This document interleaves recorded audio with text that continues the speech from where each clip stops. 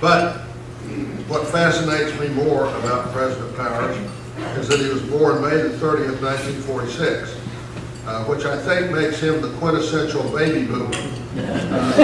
First troops arrived home from World War II, September 1st, 1945.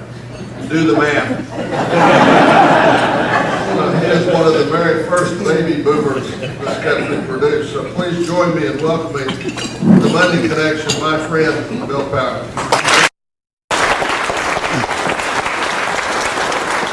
Thank you, Lee.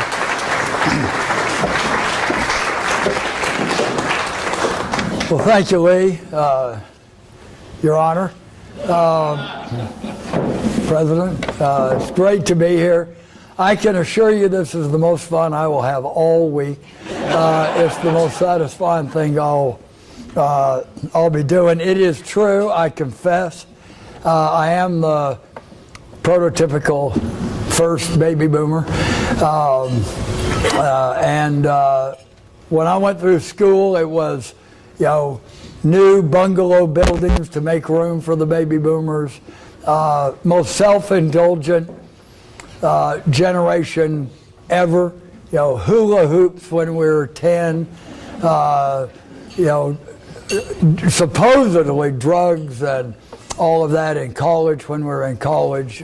Sort of Time magazine followed our generation all the way through. And I will say the generation that we have in colleges now, and I would dare say, I would bet in seminaries, is a return to the greatest generation. These young people are more concerned about their families, their fellow classmates, their communities, the world around them, the environment around them, the global nature of the world, the powerless, than certainly, I will say, my generation was. So on the education front, I think we are in good shape and have every reason to be very optimistic about the future of our city, our state, our country, and our world, notwithstanding the baby boomer generation that I kind of led. Well, I am delighted to be here. I have a little bit of trepidation in front of theologians. Thank God, a New Testament theologian, but are you an Old Testament theologian? But I'll talk a bit anyway. What I want to talk about today is the book of Job, which I actually teach in my freshman seminar at the University of Texas on how we understand the world. Certainly, the question, why do bad things happen to good people, is one of the things that young people worry about and think about when they're trying to make sense of the world. Why would God let this happen? We saw and heard a lot of that after Katrina, or individual tragedies in families, or things of that sort. So I thought I'd talk about that a little bit today. I am an amateur theologian, but I will venture into that topic generally, and then try to take some lessons for the world we live in today. This is, if you think about it, an odd book. Like, somebody is putting together the canon of the Hebrew Bible, what we'd call the Old Testament. It is a collection of materials that have developed over about a 1,000-year period. I'm going to be talking about that a little bit. But as Judaism is making its transition from a priestly religion after the fall of the Second Temple to the Romans in the 1st century in our era, and making a transition into a rabbinic, or continuing that transition into a more rabbinic, textual-oriented religion. I suppose that it started after the return from the exile.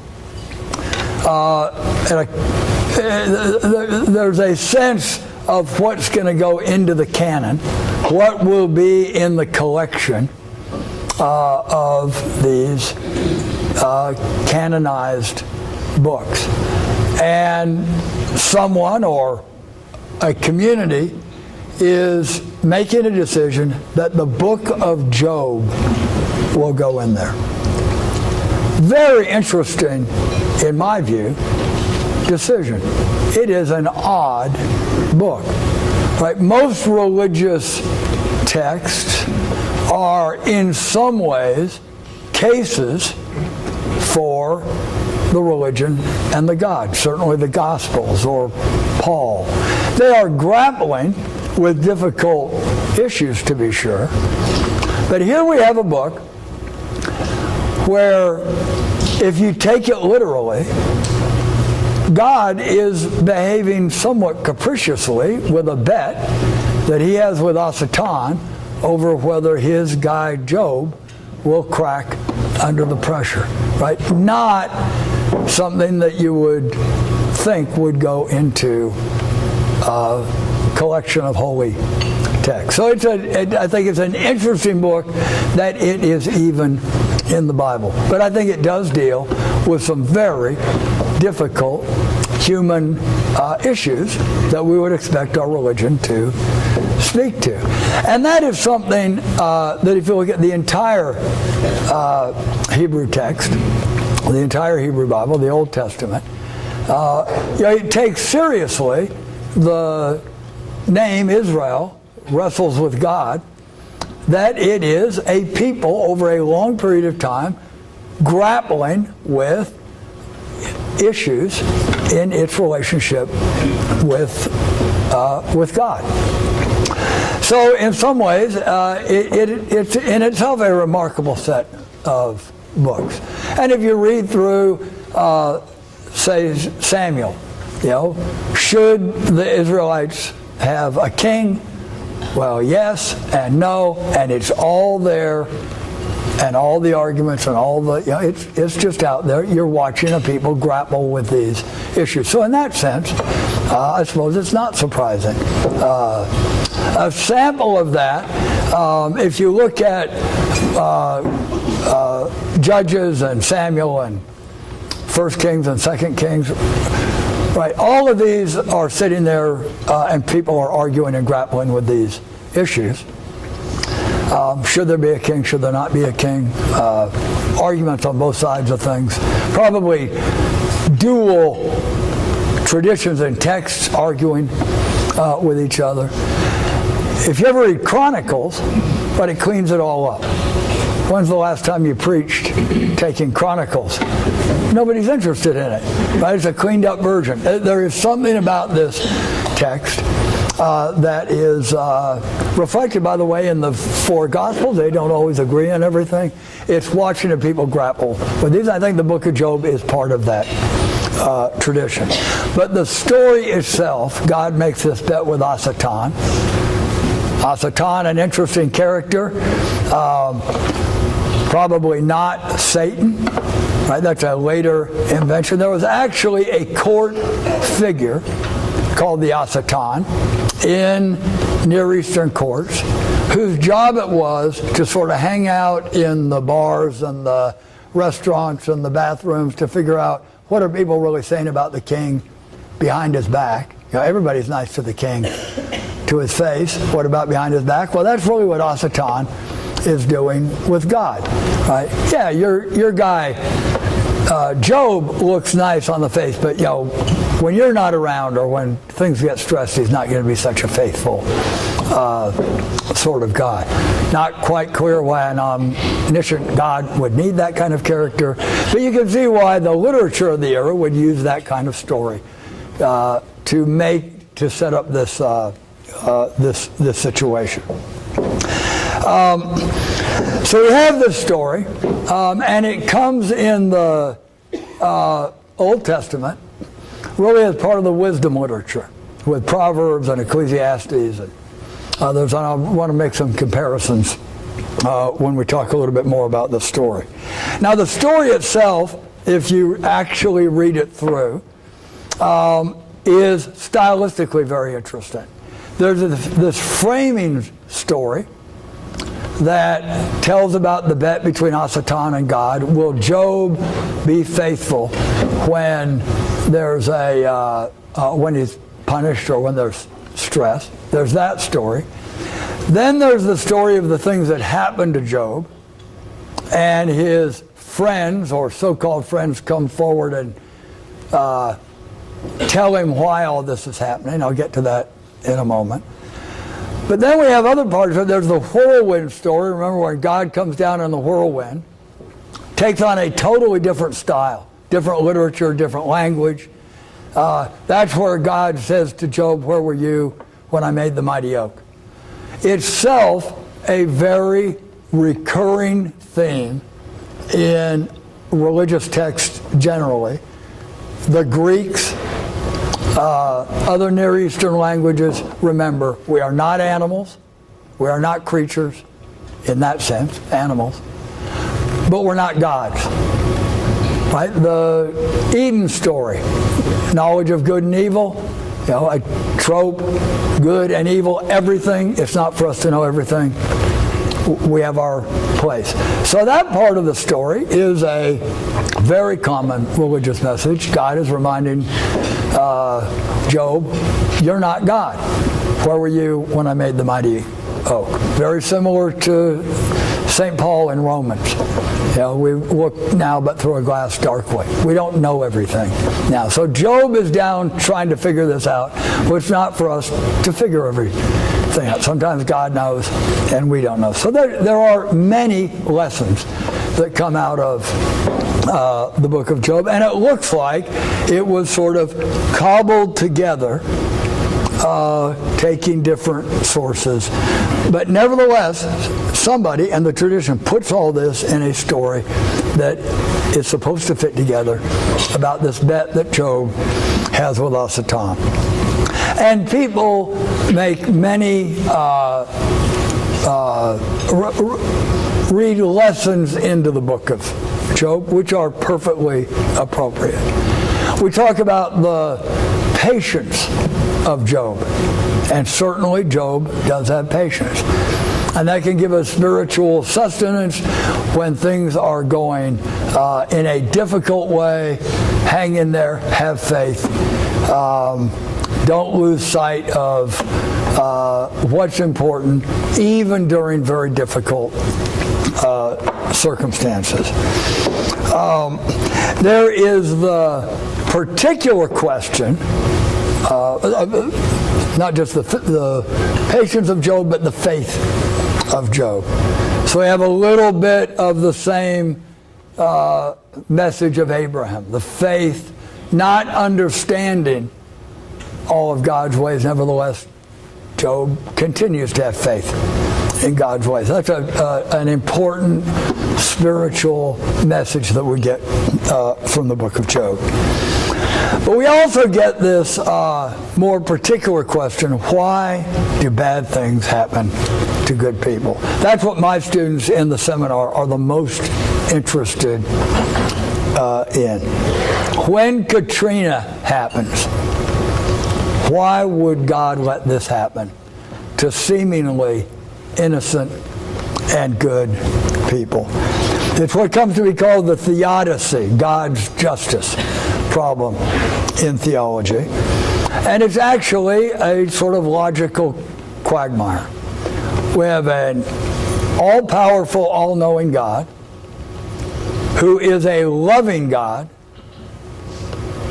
and bad things happen to good people. It's hard to square that. Why would an all-powerful, loving God let that happen? And there are lots of answers.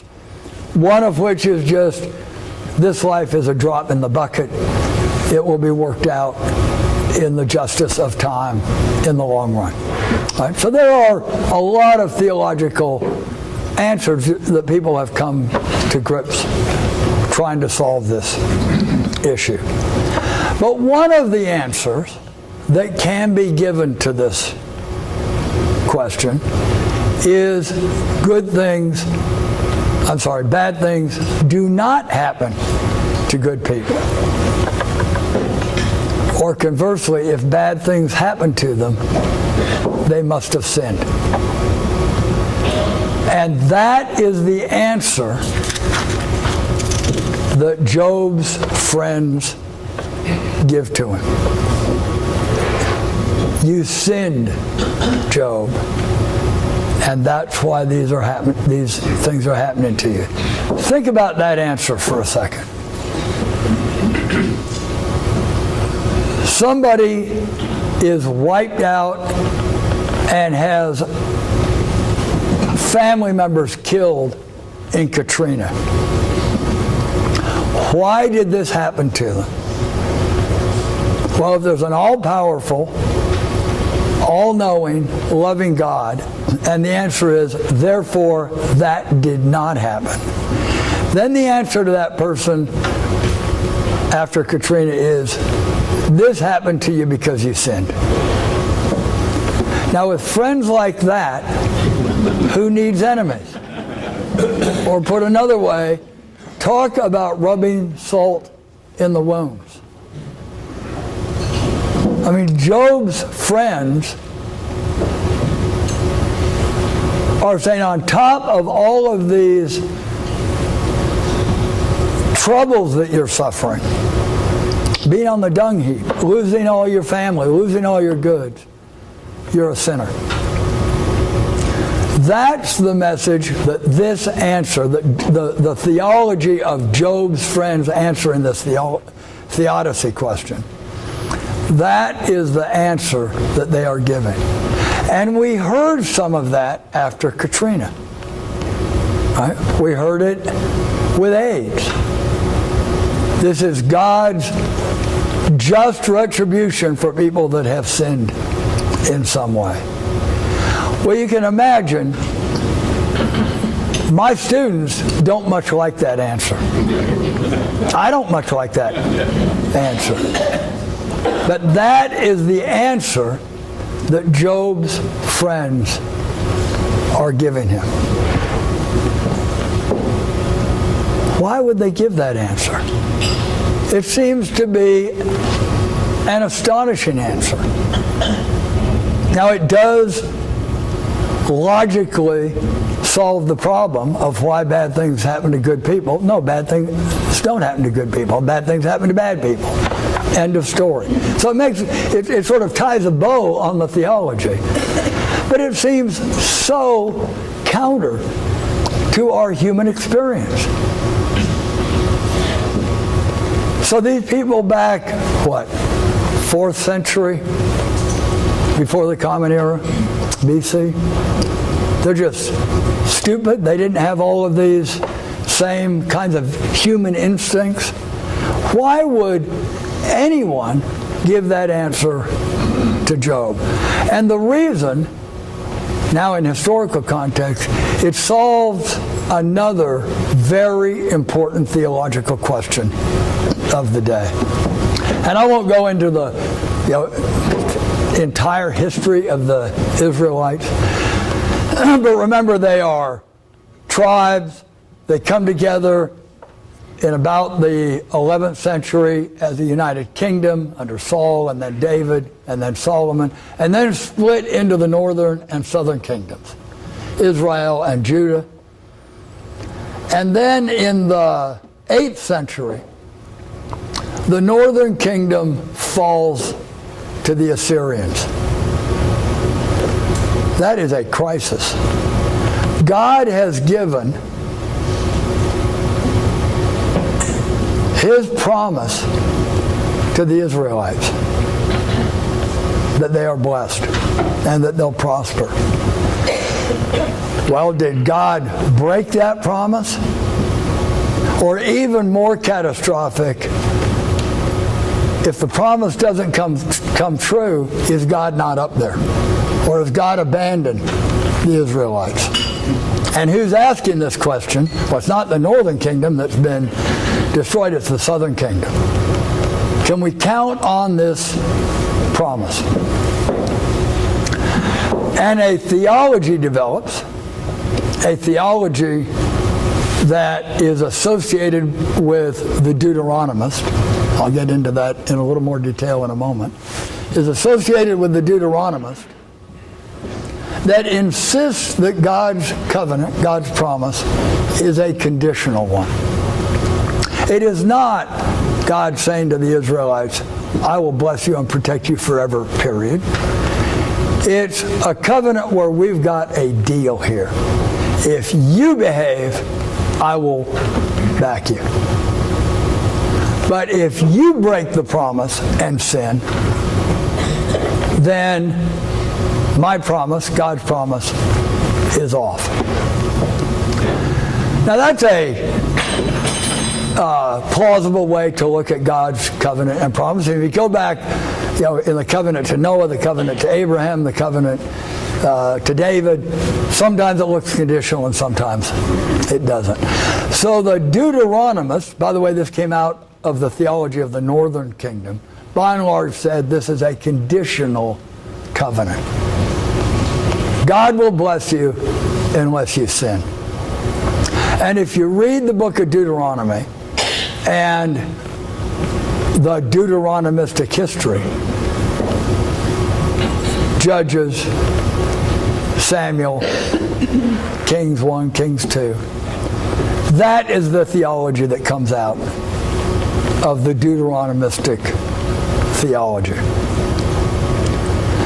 And it actually tells you how to read the history.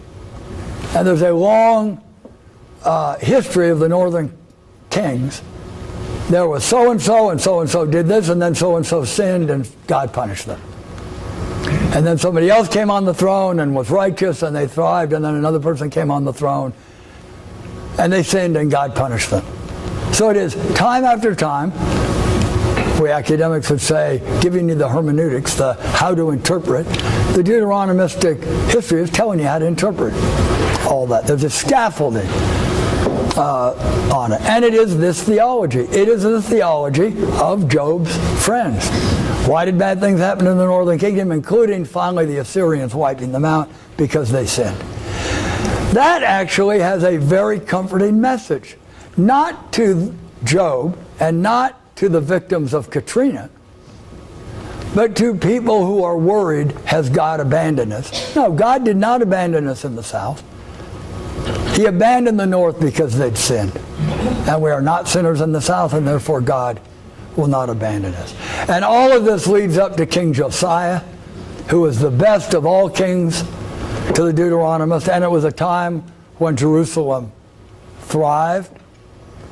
Everyone else had sinned, but Josiah has reformed and gotten this stuff right, and things will thrive. And so God's promise will continue to be held under King Josiah. It is under King Josiah's reign that the book of Deuteronomy is actually discovered in the temple in Jerusalem. So it's coming out of this theology. Makes perfect sense. But then you can see people in Israel applying it to individual cases. To the victims of Katrina. To the victims of somebody whose infant died in childbirth. Why did this happen to me? It must be because you sinned. What is a theology that works on the sort of national level seems pretty harsh and cruel on the individual level. Well, that's what we see going on in Job, trying to apply this conditional covenant backwards to say somebody like Job had sinned. So the author, the person who decides to put this, or the group of people in the Hebrew Bible, what's their view of this? What do they think? Well, they put in the words of Job's friends the Deuteronomistic theology. But what did they think about it? Well, I think we know what they think about it. When we're reading through this book, we know that Job's friends are idiots. Not just pernicious, right? They're idiots. Because we know why this happened. This didn't happen because Job sinned. We know that. This happened because God has a bet with Hasatan. These friends of Job's who are spouting what is verbatim Deuteronomistic dogma, we're being told by the author, this is junk. This is not explaining the world. And Job knows better as well. I see this as a Saturday Night Live style, and I mean that thoughtfully, send up of a certain theology that was being used in Katrina-like situations to rub salt into the wounds of people to whom tragedy had fallen. And say, no, we're not going to insist that you're sinners. It's a humanizing, softening of this state dogmatic theology that must have been being used in ways that were quite cruel to individuals to whom tragedy had been suffering. They're dealing with the same human tragedy that we deal with when we try to figure out why did this happen to those people in Katrina? Why did so-and-so's, a dear friend, why did their infant die? Why were they at the wrong intersection at the wrong time and get hit by a drunk driver? Why did a dear friend of mine get cancer? Right? They're grappling with the same sort of issues. And the author, quote, author of the book of Job, is making this, notice that our official dogmatic theology doesn't take us very far. That's quite an achievement in a holy text to actually come to critique at least the then prevailing theology.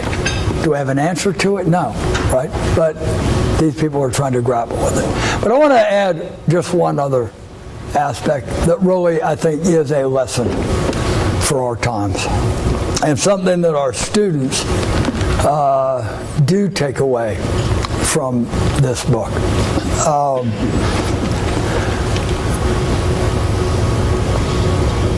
Job's friends answer difficult questions by reference to prepackaged dogma. Here it's theological dogma, but it could be political dogma, it could be whatever. How do you answer questions? You answer questions according to a formula. In many ways, that's what the book of Proverbs is about. Right? Proverbs makes all kinds of sense. When we wake up in the morning, or each generation, we do not have to go back and reinvent the wheel. Can't we learn something from people who have lived through this before and come up with conclusions? That is really what Proverbs is about. And they are extremely instructive, and we use things like this all the time in our daily lives. From how we dress to, we learn from our parents. We learn from our social customs. We do not reinvent the wheel every time we get up in the morning. Nothing wrong with that. The problem with some of these proverbs is they aren't not just proverbs out of the book of Proverbs, but other proverbs that we have, secular proverbs. Right? Nothing ventured, nothing gained. I think that's useful. Right? If you never take a chance, you're never going to get anywhere. But we also have better safe than sorry. Right? Pretty useful too. Problem is they cut in opposite directions. So they're wildly indeterminate. But moreover, is each generation, we talked about the baby boomer generation or the new generation or individuals in their lives, are they going to live their lives through pre-existing algorithms, or are they going to have to make existential choices, both as a generation, what is our world going to be like, or as an individual, what is my life going to be like? I would argue that it's on the humanistic side to say we've got to make choices. Life isn't to be just follow a plan, it's to actually make choices. if Proverbs is wisdom literature, Job is actually, in a way, anti-wisdom literature. The wisdom of the past, the dogmatic answers, can only carry you so far. At some point, individuals and communities and seminaries and universities and churches and communities, and yes, as I said earlier, even individuals, at some point, they're just going to have to make choices. The formulas of the past will carry them only so far. So I tell the students, Job relied on his experience, the way he saw the lay of the land, even when it was counter to the inherited dogma. And I think the, again, author, in quotes, of Job is showing the limits of a particular dogma, right? This Deuteronomistic dogma, but any dogma, right? Dogma as opposed to actually looking at the experience of what's happening on the ground can only take us so far. How many times in life generally, and especially these days in political life, do people go into debates, go into situations already knowing the answer? The dogmatic answer, normally here now not theological dogma, although we see this in theology all the time. A particular passage must mean such and such, and people have already made up their minds before they actually engage in the human experience of trying to put themselves in the shoes of other people. Very often other people who don't come out of the same tradition. How often when we enter those, they can be ecumenical debates, they can be debates within the individual church, and they can certainly be debates in Congress or our legislatures or around the dinner tables when people get into political debate. And it doesn't matter what facts are brought forward, it doesn't matter what arguments or observations or insights are coming forward, people know the answer dogmatically before they enter into that debate. And I suppose looking at Congress, how many people's decisions or minds are really changed by any of that? They already know the answer. And it's on both sides of the aisle, and we all do it. We all do it, myself included. And the book of Job, I think, beyond all of the theological questions of the patience of Job, or the how would an all-loving, all-powerful, all-knowing God let bad things happen to good people? There's a certain anti-dogmatic message there in the book of Job that I think we can all learn a great deal from as we go through our lives, whether it's in our churches, in our political systems, in our families. Dogma, the answer that you woke up with in the morning, can only take you so far. Anyway, I've enjoyed it. Thank you very much. God bless you all.